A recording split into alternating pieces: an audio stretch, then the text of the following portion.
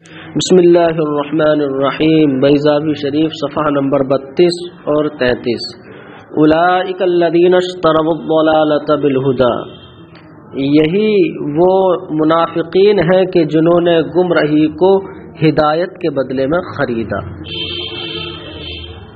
تو منافقین کے بارے میں یہ ذکر فرمایا کہ پیچھے یہ بیان ہوا کہ اللہ یستہزئ بہم ویمدہم فی طغیانہم یعمہون، کہ اللہ تعالی خود ان کو استہزاء کا بدلہ دیتا ہے، ان کو سزا دے گا۔ تو یہاں پر ایک سوال پیدا ہوا کہ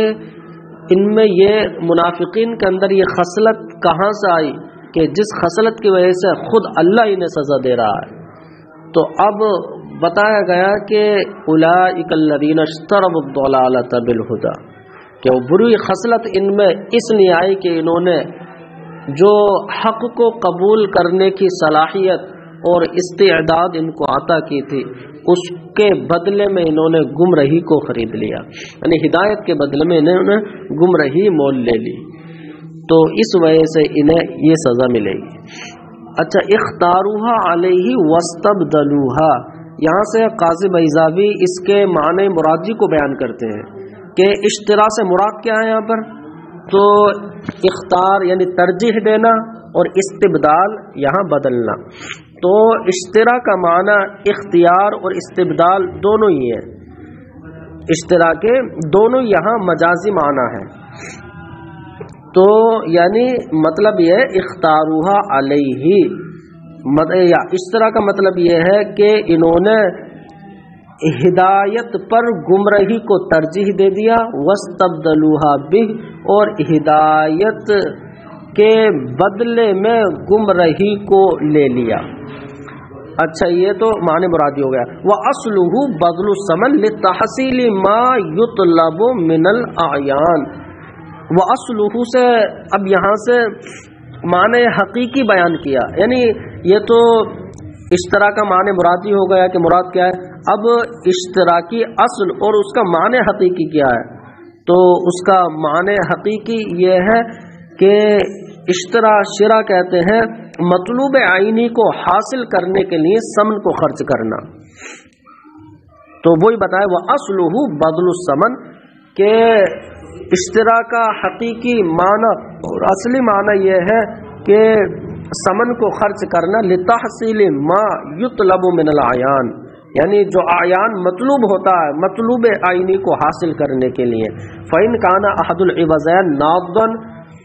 تَعَيَّنَ مِنْ حَيْثُ أَنَّهُ لَا يُطْلَبُ لِعَيْنِهِ أَنْ يَكُونَ ثَمَنًا، تو اگر عوضین میں سے کوئی ایک، اچھا فَإِنْ كَانَ، تو یہ اس کا حقیقی معنی بتا دیا۔ جب مطلوب عینی کو حاصل کرنے کے لیے ثمن کو خرچ کرنا، تو اجارے کے اندر جو ہوتا ہے نا، وہاں بھی ثمن کو خرچ کیا جاتا ہے لیکن منفعت کو حاصل کرنے کے لیے، تو اس کی تعریف ہوگی بذل الثمن لتحصیل المنفعت، ثمن کو خرچ کرنا منفعت کو حاصل کرنے کے لیے۔ تو ما یطلب من الاعیان سے اسی اجارے کو نکالا گیا، کیونکہ اجارے کے اندر منفعت مقصود ہوتی ہے، منفعت مطلوب ہوتی ہے، جو کہ ایک عرض ہے اور دو زمانے تک باقی نہیں رہتی ہے، یہاں مطلوب عینی کو حاصل کرنے کے لیے۔ اچھا، فَإِنْ كَانَ أَحَدُ الْعِوَزَيْنِ سے کیا بتایا ہے؟ تو اس سے یہ بتایا ہے کہ ثمن کون سی چیز کہی جائے اور کس چیز کو مبیع بنایا جائے، کیونکہ یہاں دو بات آئی نا، ثمن کو خرچ کرنا مطلوب عینی کا حاصل کرنے کے لیے، تو مطلوب عینی مبیع ہے۔ تو بتا رہے تو اگر دونوں عوضوں میں سے کوئی ایک نقدی ہو، دونوں عوضوں میں سے کوئی ایک نقدی ہو، یعنی ایک طرف نقدی ہو، اور حجازیین کے نزدیک درہم و دنانیر کو نقد کہتے ہیں، تو کہہ رہے تعین من حیث انہ لا یطلب لعینہ، تو اب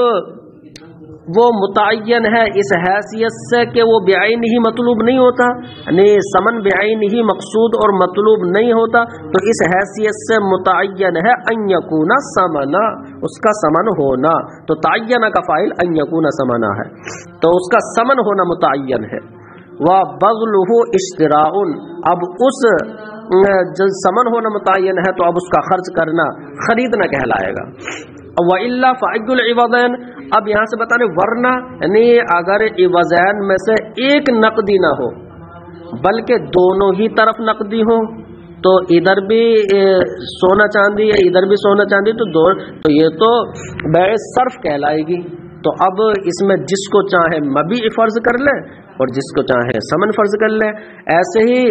یعنی اوپر والی جو بات ہے نا وہ نہیں پائی جائے، عوضین میں سے ایک نقدی نہ ہو تو دونوں نقدی ہوں تو عقد صرف ہے، یا دونوں ہی عینی چیز ہو یعنی آیان میں سے ہو، سامان ہو کوئی، جیسے گیہوں چاول وغیرہ، تو عوضین میں سے اب بھی یہاں جس کو چاہے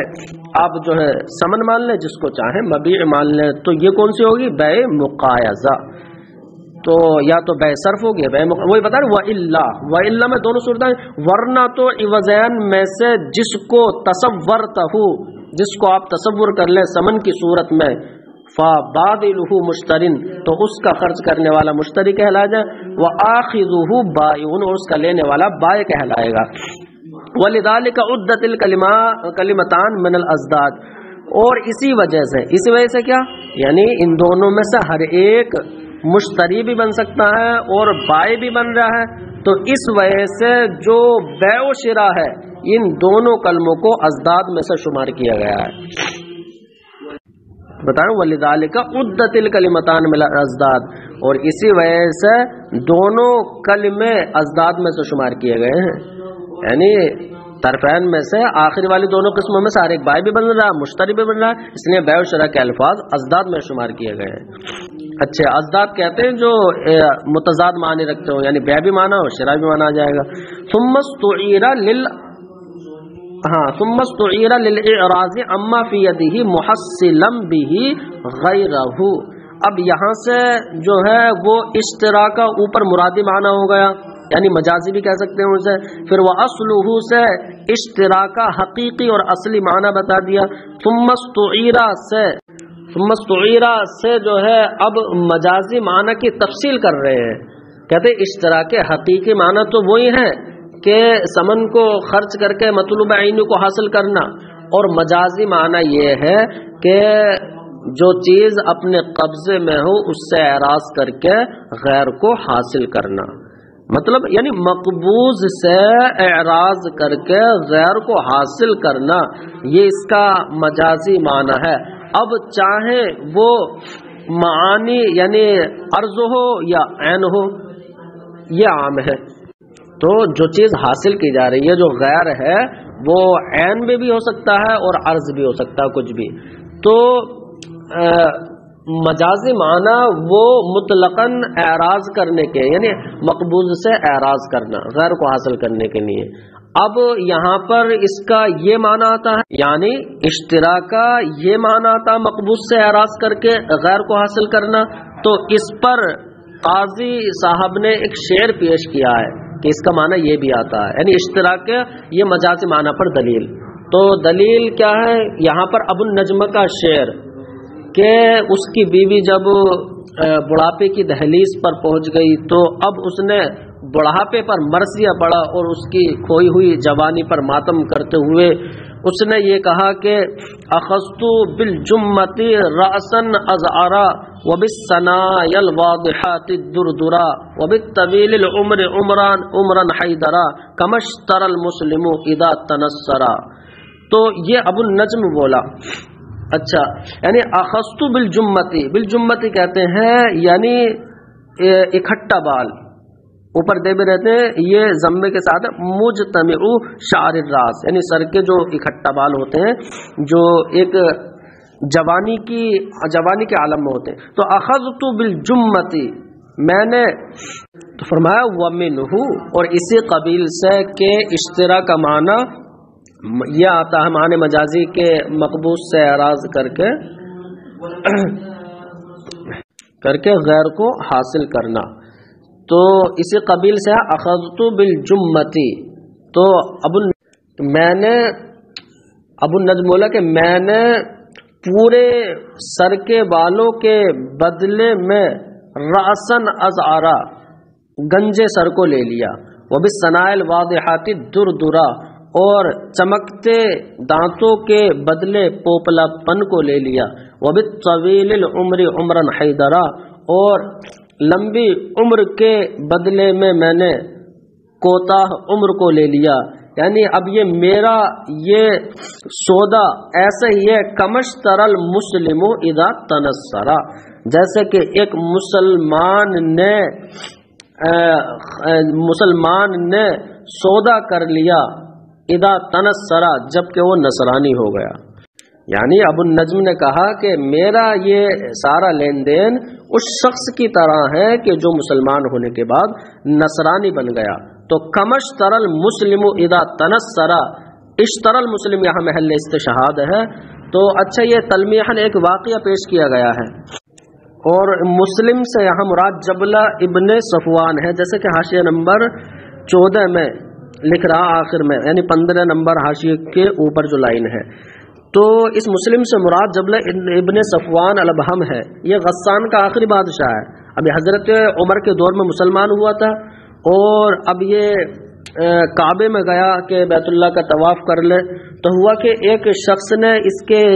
تہمت پر رون دیا، یعنی اس پر پیر رکھ دیا، تو اسے غصہ آ گیا اور اس نے اس کے ایک چانٹا مار دیا۔ حشم بہا انفہ وکسر ثنایاہ،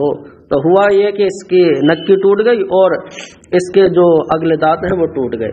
تو یہ جو شخص تھا، یہ شخص حضرت عمر کی بارگاہ میں آ کر اس نے شکایت کی کہ میرے ساتھ اس نے غسان کے بادشاہ نے یہ کیا۔ تو اب حضرت عمر نے کہا کہ یا تو اب اس سے یہ یا تو معاف کر دے گا یا اس کو قصاص لینا پڑے گا، یعنی دو ہی باتیں ہیں، یا تو قصاص ہے یا معافی ہے، اور یہ معاف کرے گا نہیں تو قصاص دینا پڑے گا۔ تو بادشاہ بولا مہلت چاہیے، تو وسطمحلہ للغد، تو کل تک اسے مہلت مل گئی۔ تو ہوا یہ کہ وہ رات میں روم کی طرف بھاگ گیا، اور روم کا جو بادشاہ قیصر تھا اس کے ساتھ مل کر یہ نصرانی ہو گیا۔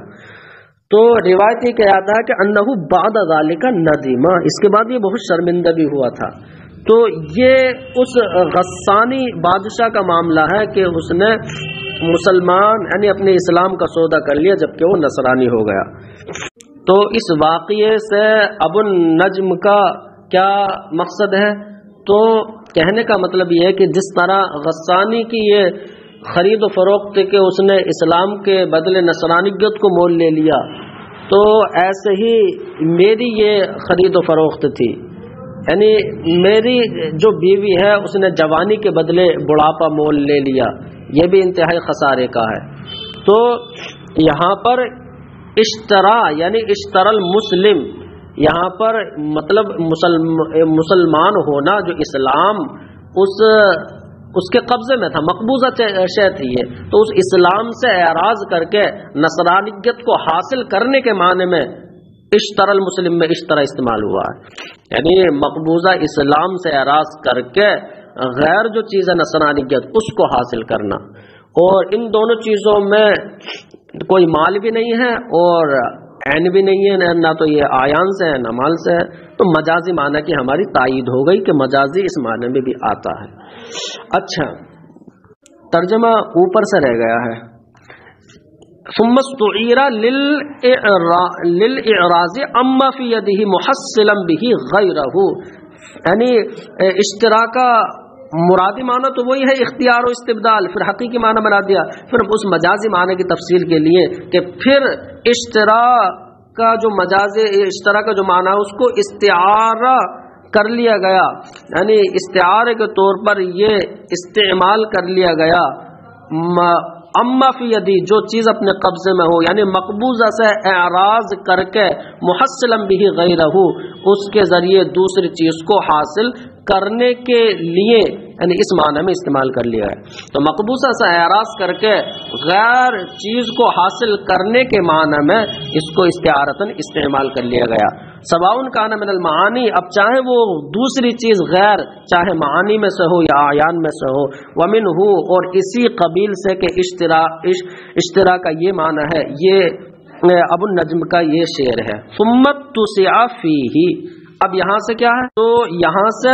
پھر اشترا میں اور وسعت دے دی گئی، یعنی یہاں سے دوسرا مجازی معنی بیان کیا جا رہا ہے کہ پہلے معنی سے بھی زیادہ اس میں عموم ہے، اس لیے کہ پہلے معنی میں تو یہ ہے کہ جس چیز سے اعراض کیا جا رہا ہے وہ مقبوض ہو، اور یہاں پر کیا ہے، وہ مقبوض کی قید نہیں، یعنی مطلقاً کسی چیز سے اعراض کرنا، یہ مراد ہے، چاہے وہ چیز مقبوض ہو یا نہ ہو، تو کسی چیز سے اعراض کرنا دوسری چیز کا لالچ کرتے ہوئے، تو یہ معنی ہے۔ تو کہا ثمت تسع فیہ، پھر اشترا کو وسعت دی گئی، فاستعمل للرغبۃ عن الشیء طمعا اذا طالت فی غیرہ، اس کا معنی، اس کا ترجمہ ٹھیک سے یہ ہے کہ اور وہ فاستعمل یعنی اشترا کے معنی میں اور وسعت دی گئی، اور وہ کیا ہے، وہ یعنی کسی چیز، یہاں پر فاستعمل للرغبۃ عن الشیء یعنی ایک چیز سے اعراض کر کے طمعا فی غیرہ یعنی دوسری چیز کی طمع کرتے ہوئے، طمعا اذا طالت، یہ اذا طالت طمعا سے متعلق ہے، یعنی کہ جب کہ وہ طمع اور حرص زیادہ ہو جائے، تو اب للرغبۃ عن الشیء طمعا فی غیرہ، تو فاستعمل، تو اب اشتراک اور وسعت دی گئی اور یہ استعمال کیا گیا اس معنی کے لیے کہ ایک چیز سے اعراض کرنا طمعا فی غیرہ، دوسری چیز کی طمع کرتے ہوئے، اذا طالت، جبکہ وہ طمع اور حرص زیادہ ہو جائے، مطلب سیدھا سیدھا یہ ہے کہ ایک چیز سے اعراض کرنا دوسری چیز کی طمع کرتے ہوئے، اب وہ چیز چاہے مقبوض ہو یا نہ ہو، تو یہ عمومی معنی ہو گیا۔ والمعنی انہم اخلو، یہاں سے پھر کیا بتا رہے ہیں، یہ دفع دخل مقدر ہے، یعنی ایک اعتراض کا جواب ہے۔ وہ اعتراض یہ نیچے دے بھی دے رہے ہیں کہ لم یکن لہم ہدن، جب ان کے پاس، منافقین کے پاس ہدایت ہی نہیں تھی، تو جو پہلا معنی آپ نے بتایا کہ مقبوض سے اعراض کر کے غیر کو حاصل کرنا، تو مقبوض کا مطلب تو ان کے پاس ہدایت ہونی چاہیے، تو اس مقبوض ہدایت کے بدلے میں انہوں نے گمراہی خرید لی، تو بتا رہے ان کے پاس تو پہلے سے ہدایت نہیں تھی، فکیف یتحقق الاستبدال، تو کیسے بدلنا پایا جائے گا، تو یہ ایک اعتراض ہوا۔ تو اب اس کا جواب یہاں سے دو جواب دیے، تو قاضی صاحب نے اس کا جواب دیا کہ ہم نے اشتراک کے دو مجازی معنی بیان کیے، تو اگر ان میں سے دوسرے معنی مراد لیا جائے، یعنی کسی چیز سے اعراض کرنا دوسری چیز کی طمع کرتے ہوئے، تب تو یہ اعتراض ہوگا ہی نہیں، کیونکہ اس میں تو صرف اعراض کرنا ہے، مقبوض ہو یا نہ ہو۔ یہاں اعتراض دوسرے معنی پر نہیں ہوگا، بلکہ مطلب یہ ہو جائے گا کہ کفار کے سامنے ہدایت و گمراہی دونوں راہ موجود تھی، کوئی ان کے قبضے میں نہیں تھی، تو ان کی کوئی اپنی نہیں، تو انہوں نے ہدایت کے مقابلے میں اب گمراہی کو ترجیح دے دیا، یعنی ایک کو چن لیا ایک کو چھوڑ دیا، تو اس دوسرے معنی پر تو اعتراض نہیں ہے۔ ثمت تسع سے جو معنی بیان کیا، پہلے معنی پر اعتراض ہوگا، تو بتا رہے ہیں کہ پہلے معنی پر اعتراض باقی رہے گا، اس کا جواب نہیں ہے، تو وہی پہلا معنی بتایا انہوں نے کہ یعنی ہدایت سے مراد ہے فطری ہدایت، اور وہی حق کے قبول کرنے کی استعداد ہونا، یعنی جب پیدائشی طور پر جو ہدایت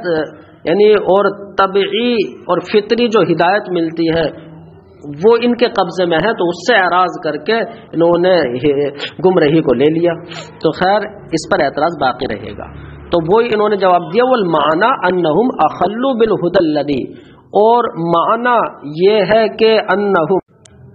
اخلوا بالہدی الذی، کہ انہوں نے اس ہدایت کو ضائع کر دیا، جعل اللہ لہم، جو ہدایت اللہ نے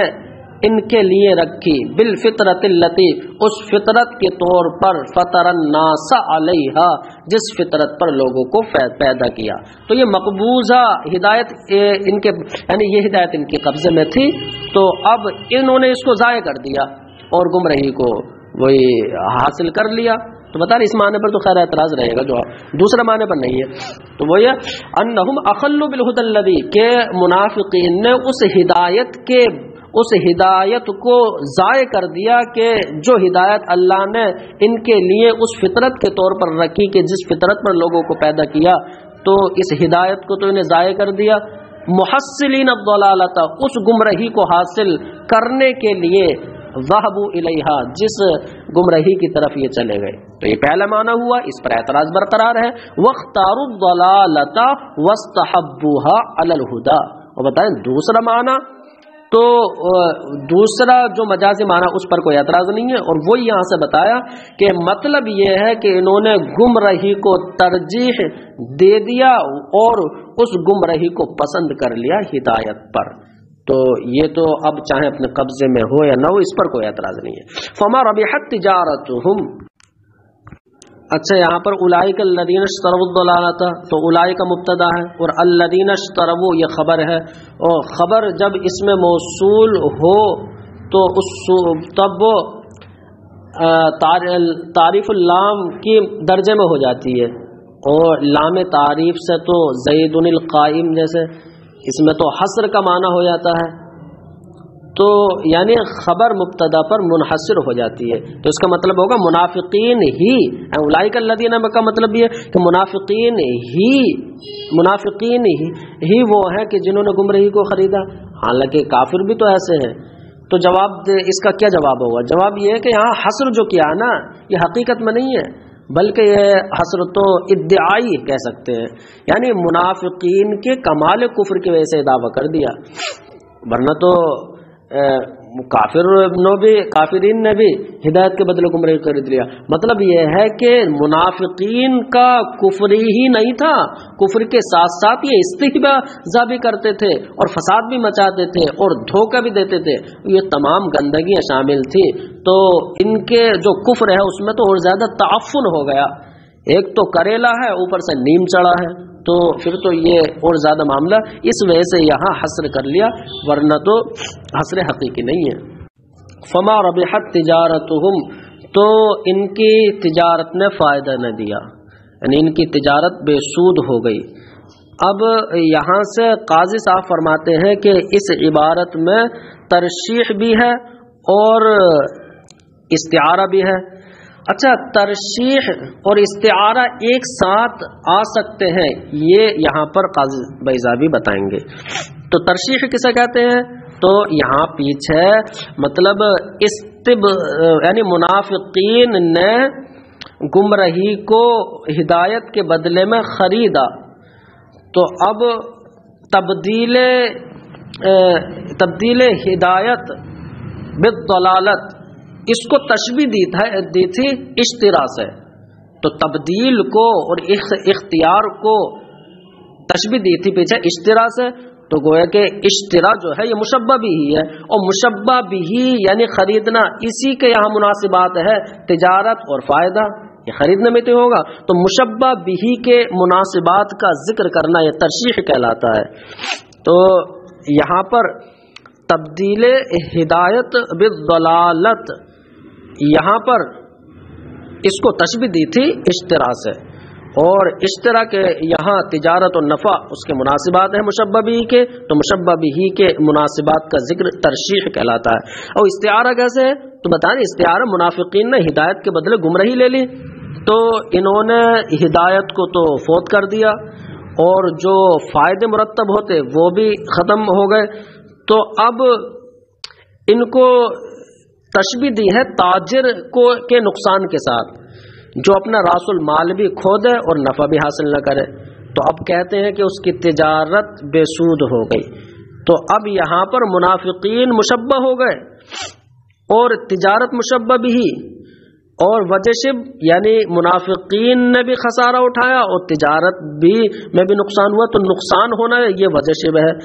تو اب یہاں پر مشبہ بھی کے لیے یعنی تجارت کے لیے جو الفاظ استعمال ہوتے یعنی فائدہ، تو اب وہ استعمال کر لیے مشبہ کے لیے، تو یہی استعارہ ہے. یعنی سیدھا سیدھا کہہ سکتے ہیں کہ منافقین نے خسارہ اٹھایا، منافقین کو نقصان ہوا، کیونکہ انہوں نے ہدایت فوت کر لی اور اس پر جو فائدے مرتب ہوتے وہ بھی ختم کر لیے۔ تو منافقین کو تشبیہ دے دی تجارت سے، جس تجارت میں راس المال بھی ختم ہو جائے اور نفع بھی حاصل نہ ہو، تو اب اس کے جو لفظ تھے وہ منافقین کے لیے استعمال کر لیے، یہ ہو گیا استعارہ۔ تو یہاں پر کہا گیا کہ فما ربحت تجارتہم، ان کی تجارت نے فائدہ نہیں دیا، ترشیح للمجاز، یہ ترشیح ہے مجاز اور استعارے کے ساتھ، یعنی استعارے کے طور پر ترشیح ہے۔ کیسے؟ لما استعمل الاشتراء فی معاملتہم، کہ جب اشتراء کا ذکر ہوا، جب اللہ رب العزت نے اشتراء کا ذکر فرمایا منافقین کے معاملے میں، تو اتبعہ ما، تو اشتراء کا لفظ یہاں ذکر ہوا، تو بتا رہے اتبعہ ما، اس کے بعد وہ لفظ ذکر کیے یشاکلہ، جو اشتراء کے موافق اور مناسب ہے، تمثیلا لخسارہم، اور فما ربحت جو مناسب لفظ ذکر کیے ہیں یہ ان منافقین کے خسارے کی تصویر کشی کرنے کے لیے بتا رہے۔ ونحوہ، اور اس جیسا ہوا بھی ہے کہ ترشیح اور مجاز ایک ساتھ ہو سکتے ہیں، تو اس پر کوئی نظیر تو بتانے ونحوہ، اور اس جیسا ہے ولما رأیت النصر عزا ابن دایت واشش فی وکرہی جاش لہو صدری، یعنی یہ یہاں پر شعر پیش کر دیا۔ تو نصر مانا تو گدھ ہے، اور ابن دایہ حاشیہ نمبر 5 میں دے رہے هو الغراب، یہ کوا ہے، اور یہ نام رکھا اس لیے گیا ہے کہ یقع علی دایت البعیر، یعنی اونٹ کی ریڑھ کی ہڈی پر یہ بیٹھ کر جو ہے یاکل من، اس سے کھاتا ہے، ریڑھ کی ہڈی سے یہ جو بھی اس میں کیڑے مکوڑے ہوتے ہیں کھود کھود کر یہ کھاتا رہتا ہے۔ تو دایا یعنی ریڑھ کی ہڈی اس کو پال رہی ہے اور اس کو کھلا رہی ہے، جیسے کہ ماں اپنے بچوں کھلاتی ہے، تو کہا کہ اسی ریڑھ کی ہڈی کا بیٹا یعنی ابن دایا ہو گیا۔ اچھا، تو یہ یہاں پر جو ہے یہ جو لایا گیا ہے یہ بات بتانے کے لیے کہ یہاں پر بھی 5 استعارے اور 2 ترشیح استعمال ہوئی ہیں، تو ایک جگہ پر استعارہ اور ترشیح استعمال آ سکتے ہیں۔ تو اشش کا معنی گھونسلہ بنانا، اور وکرین 2 گھونسلے، 2 گھونسلے کوے کے 2 گھونسلے ہوتے ہیں، ایک گرمی کا ایک وہی سردی کا۔ تو اب یہاں پر جو ہے 5 استعارے ہیں، 5 استعارے مطلب شاعر نے کہا کہ بڑھاپا یا اس کی سفیدی، تو بڑھاپا یا سفیدی اس کو اس نے گدھ سے تشبیہ دی، اور جوانی یا جوانی کے کالے بال اس کو جو ہے کوے سے تشبیہ دی، کوہ کالا ہوتا ہے نا، اور داڑھی جو ہوتی ہے، تو اب جو یعنی بڑھاپے کی جو سفیدی ہے وہ جوانی یا کالے پن میں کہاں پر آئی؟ تو 2 جگہ آئے گی، ایک تو داڑھی میں، ایک سر کے بالوں میں۔ تو 2 گھونسلے کہے، ایک داڑھی کو گھونسلہ کہہ دیا اور ایک سر کو، تو مطلب یہاں پر ہے داڑھی کو ایک گھونسلے سے تشبیہ دی اور سر کو بھی دوسرے گھونسلے تشبیہ دی۔ اور بڑھاپا اترے گا نا تو اسے اشش کہا اترنے کو۔ تو یہ 5 تشبیہ ہو گئی۔ کیسے؟ یہاں پر بڑھاپے یا اس کے بڑھاپے کو یا اس کی سفیدی کو گدھ سے تشبیہ دی، اور جوانی یا کالے پن کو جو ہے ابن دایا کوے سے تشبیہ دی 2، اور اششا بڑھاپے کے اترنے کو جو ہے اششا تاشیش سے تشبیہ دی، اور کہاں اترنا ہے؟ فی وکرہی، داڑھی اور سر ان دونوں 2 گھونسلوں سے تشبیہ دی، 2 یہ ہو گئے گھونسلے، تو 2 اور اشش 3 اور ابن دایا 4 اور نصر 5، تو 5 یہاں استعارے ہیں۔ اور یہاں پر 5 تو استعارے ہو گئے، اور اس میں جو ہے ساتھ ساتھ جو ہے 2 اس کے اندر ترشیح بھی استعمال ہوئی ہے۔ تو یہاں پر اور اششا یعنی تاشیش اور وکرین یعنی 2 گھونسلے، تاشیش مانے گھونسلہ بنانا اور وکرین 2 گھونسلے، تو یہ ہے کس کے؟ گھونسلہ بنانا اور 2 گھونسلے یہ ابن دایا کوے کے ہیں، تو گویا کہ مشبہ بھی جو کوا ہے ابن دایا اس کے مناسبات میں سے ذکر کر دیا۔ تو دیکھیں اششا اور وکرین ان دونوں میں استعارے بھی ہوئے اور ساتھ ساتھ ترشیح بھی ہو گئی۔ اچھا اس کا ترجمہ کیا ہے؟ وَلَمَّا رَأَيْتُ النَّسْرَ عَزَا ابن دَایَةٍ، اور جب میں نے گدھے کو دیکھا کہ وہ کوے پر غالب آ گیا، وَأَشَّشَ فِي وَكْرَيْهِ، اور اس کے دونوں گھونسلوں میں اتر گیا، جاشا لہو صدری، تو اس کی وجہ سے میرا سینہ بے چین ہو گیا۔ لیکن اگر اس کا ویسا معنی کیا جائے مشبہ کا تو لما رأیت النصر، جب میں نے بڑھاپے اور اس کی سفیدی کو دیکھا، عزا ابن دایا کہ وہ جوانی اور کالے پن پر غالب آ گئی، وہ اششا فی وکرہی، اور وہ اس کے دونوں گھونسلے مطلب سر اور داڑھی دونوں میں وہ اتر گئی، تو اس کی وجہ سے میرا دل بے چین ہو گیا۔ تو یہ یعنی دیکھنا یہ کہ 5 استعارے ہیں اس میں اور 2 ترشیح ہیں، ترشیح کے ساتھ ساتھ استعارہ بھی۔ والتجارت طلب الربح بالبیع والشراء، اور اب یہاں سے یہ بتا رہے ہیں کہ تجارت کسے کہتے ہیں، کہ تجارت ہے کہ لغوی معنی خرید و فروخت، تو بتا رہے طلب الربح بالبیع والشراء، تجارت کہتے ہیں خرید و فروخت کے ذریعے نفع حاصل کرنا، اور ربح کسے کہتے ہیں فائدہ، الفضل علی رأس المال، یعنی وہ چیز کہ جو رأس المال پر زائد ہو، تو رأس المال پر جو زائد ملے وہی فائدہ ہے۔ اچھا، وَإِسْنَادُهُ إِلَى التِّجَارَةِ سے سوال کیا جا رہا ہے کہ ربح کی نسبت تجارت کی طرف کیسے ہوئی، حالانکہ نفع تو تاجر کو حاصل ہوتا ہے نا، تو یہاں تجارت یعنی تجارت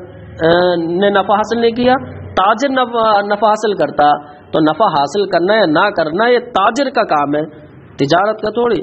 تو اب اس کے 2 جواب دیے۔ پہلا جواب یہ کہ تجارت کا تاجر کے ساتھ اتصال ہے،